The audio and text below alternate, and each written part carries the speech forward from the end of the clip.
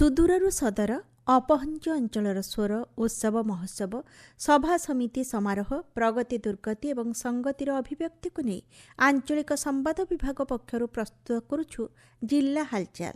ଆଜି ଜିଲ୍ଲା ହାଲଚାଲରେ ଶୁଣନ୍ତୁ ଅନୁଗୁଳ ଜିଲ୍ଲା ସମ୍ପର୍କରେ ତଥ୍ୟ ଦେଇଛନ୍ତି ସାମ୍ବାଦିକ ସମରେଶ ନାଥ ଓ ଉପସ୍ଥାପନରେ ମୁଁ Sarita Sahu.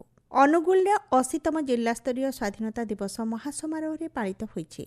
Police training college ପଡ଼ିଆରେ ଗ୍ରାମ୍ୟ ଉନ୍ନୟନ ପଞ୍ଚାୟତରାଜ ଓ ପାନୀୟ ଜଳ ମନ୍ତ୍ରୀ ରବିନାରାୟଣ ନାୟକ ଜାତୀୟ ପତାକା ଉତ୍ତୋଳନ କରିଥିଲେ। ସେ ସ୍ୱାଧୀନତା ସଂଗ୍ରାମୀ ଓ ପ୍ରଜାମଣ୍ଡଳ ଆନ୍ଦୋଳନର ସଂଗ୍ରାମୀମାନଙ୍କର ତ୍ୟାଗକୁ ସ୍ମରଣ କରି ଜିଲ୍ଲାର କୃଷି ଶିଳ୍ପ ସ୍ୱାସ୍ଥ୍ୟ ଶିକ୍ଷା ମହିଳା ସଶକ୍ତିକରଣ ଓ ଗ୍ରାମୀଣ ଭିତ୍ତିଭୂମିର ସଫଳତା ଉପରେ ଆଲୋକପାତ କରିଥିଲେ। ପରେଡରେ 35ଟି ପ୍ଲାଟୁନ୍ ଅଂଶଗ୍ରହଣ କରିଥିଲେ। ଏହି ଅବସରରେ ଛାତ୍ରଛାତ୍ରୀ ଶ୍ରେଷ୍ଠ ସେବା ପ୍ରଦାନକାରୀ କର୍ମଚାରୀ ଓ ପରେଡ୍ ଦଳକୁ ପୁରସ୍କୃତ କରାଯାଇଥିଲା। ସ୍ୱାସ୍ଥ୍ୟ କ୍ଷେତ୍ରରେ ଆଇସିୟୁ ମଡୁଲାର ଓଟି ଏଣ୍ଡୋସ୍କୋପି ଓ ଜୀବନସାଥୀ ଅଟୋ ଆମ୍ବୁଲାନ୍ସ ଭଳି ସେବାର ଶୁଭାରମ୍ଭ କରି ମନ୍ତ୍ରୀ ଶ୍ରୀ ନାୟକ କହିଥିଲେ, 80ତମ ଅନୁଗୁଳ ଜିଲ୍ଲା ସ୍ୱାଧୀନତା ଦିବସ ପରିପ୍ରେକ୍ଷୀରେ ଜିଲ୍ଲା ପ୍ରଶାସନ ତରଫରୁ ଜିଲ୍ଲା ଟ୍ରମା ୟୁନିଟ୍ରେ କିଛି ବ୍ୟବସ୍ଥା ହେଇଛି। ଯେଉଁମାନେ ପେସେଣ୍ଟ ଆସିବେ ସେଥିପାଇଁ ଆମର ଆମ୍ବୁଲାନ୍ସର ବ୍ୟବସ୍ଥା ଅଛି। ଆଜି ଅଟୋର ବ୍ୟବସ୍ଥା କଲେ ଯେତେ ବି ଅଟୋ ଆବଶ୍ୟକ ପଡ଼ିବ ତାକୁ ଦେବା ପାଇଁ ଜିଲ୍ଲା ପ୍ରଶାସନ ସହମତି ଦେଇଛନ୍ତି। ଆଜି କିଛି ଆମେ ତାକୁ ଅନୁମୋଚନ ବି କଲୁ। ଦ୍ୱିତୀୟ କଥା ହେଉଛି ଟ୍ରମା ୟୁନିଟ୍ ଭିତରେ ଅର୍ଥ ଏବଂ ସର୍ଜରୀ ପାଇଁ କ୍ୟାଜୁଆଲିଟି ଭିତରେ ରହିଲା ଏବଂ ତା ଉପରେ ବି ଆମର ଆଉ 2ଟି ଅପରେସନ୍ ଥିଏଟର ହେଲା।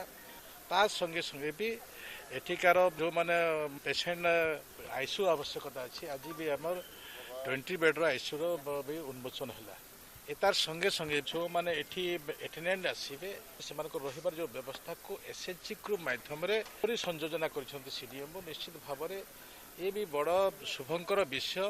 ଅନୁଗୁଳର ରୋଗୀମାନେ ବହୁତ ବଡ଼ ସୁବିଧା ପାଇପାରିବେ ଏ ମୁଁ ଅନୁଭବ କରୁଛି। ଅନୁଗୁଳରେ ଭୋଟର ତାଲିକା ସଂଶୋଧନ ପରବର୍ତ୍ତୀ କାର୍ଯ୍ୟକଳାପର ସମୀକ୍ଷା କରାଯାଇଛି। ସର୍କିଟ୍ ହାଉସ୍ଠାରେ ନିର୍ବାଚନୀ ତାଲିକା ପର୍ଯ୍ୟବେକ୍ଷକ ତଥା ରାଜସ୍ୱ ବିଭାଗୀୟ କମିଶନର ସୁଧାଂଶୁ ମୋହନ ସାମଲଙ୍କ ଅଧ୍ୟକ୍ଷତାରେ ବୈଠକ ହୋଇଥିଲା।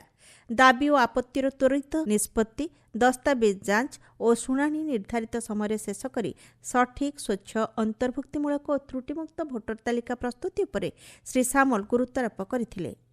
ଅନୁଗୁଳ ସରକାରୀ ସ୍ୱୟଂଶାସିତ ମହାବିଦ୍ୟାଳୟରେ ମାଇଁ ଭାରତ ପକ୍ଷରୁ ନିଶାମୁକ୍ତ ଯୁବ ବିକଶିତ ଭାରତ ସଂକଳ୍ପ ଅଭିଯାନ ଆୟୋଜିତ ହୋଇଯାଇଛି।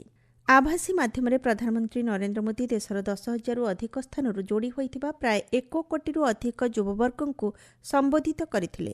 ନିଶାମୁକ୍ତ ଭାରତ ସହ ବିକଶିତ ଭାରତ 2047ର ସଂକଳ୍ପ ନେବାକୁ ସେ ଆହ୍ୱାନ ଦେଇଥିଲେ। ଏହି ଅଭିଯାନରେ 100 ସପ୍ତାହ ଯାଏ ପ୍ରତି ରବିବାର କ୍ରୀଡ଼ା ଫିଟନେସ୍ ସାଂସ୍କୃତିକ ଓ ସଚେତନତା କାର୍ଯ୍ୟକ୍ରମ ଅନୁଷ୍ଠିତ ହେବ।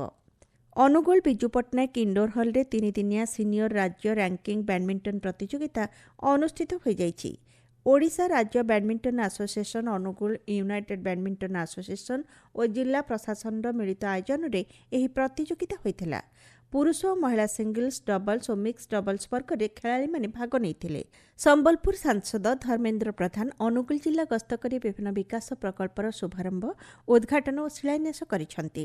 ଆଟମୋଲିକରେ ପ୍ରାୟ 5,57 ଲକ୍ଷ ଟଙ୍କା ବ୍ୟୟରେ 2ଟି ପକ୍କା ସଡ଼କ, 22 ଲକ୍ଷ ଟଙ୍କାରେ ଦୁର୍ଗା ମନ୍ଦିର ପୁନରୁଦ୍ଧାର ଓ 1,62 ଲକ୍ଷ ଟଙ୍କାର ଆଲୋକୀକରଣ ପ୍ରକଳ୍ପର ଶୁଭାରମ୍ଭ କରିଛନ୍ତି। ତାଳଚେରରେ ଡିଏମ୍ଏଫ୍ ଓ ମୁଖ୍ୟମନ୍ତ୍ରୀ ସହରୀ ବିକାଶ ଯୋଜନାରେ 62 କୋଟିରୁ ଅଧିକ ଟଙ୍କାର ପ୍ରକଳ୍ପର ଲୋକାର୍ପଣ ଓ ଶିଳାନ୍ୟାସ ହୋଇଛି।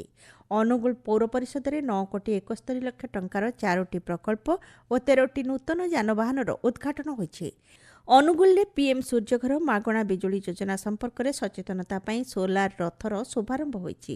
ଜିଲ୍ଲାପାଳ ଅବଦାଲ ମୁହମ୍ମଦ ଅକ୍ତର ସବୁଜ ପତାକା ଦେଖାଇ ଏହାର ଶୁଭାରମ୍ଭ କରିଥିଲେ।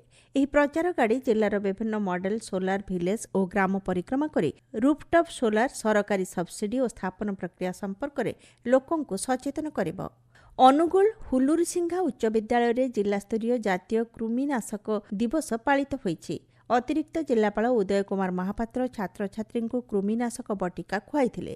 2ରୁ 19 ବର୍ଷ ବୟସର ପିଲାଙ୍କୁ ଆଲବେଣ୍ଡାଜୋଲ 400 ମିଲିଗ୍ରାମର ଗୋଟିଏ ବଟିକା ଏବଂ 1ରୁ 2 ବର୍ଷର ପିଲାଙ୍କୁ ଆଲବେଣ୍ଡାଜୋଲ ସିରପ ଦିଆଯାଇଛି। ଜିଲ୍ଲା ହାଲଚାଲ ଆଜି ପାଇଁ ଏତିକି। ଆସନ୍ତାକାଲି ଜିଲ୍ଲା ହାଲଚାଲରେ ଶୁଣିବେ ବାଲେଶ୍ୱର ଜିଲ୍ଲା ସମ୍ପର୍କରେ।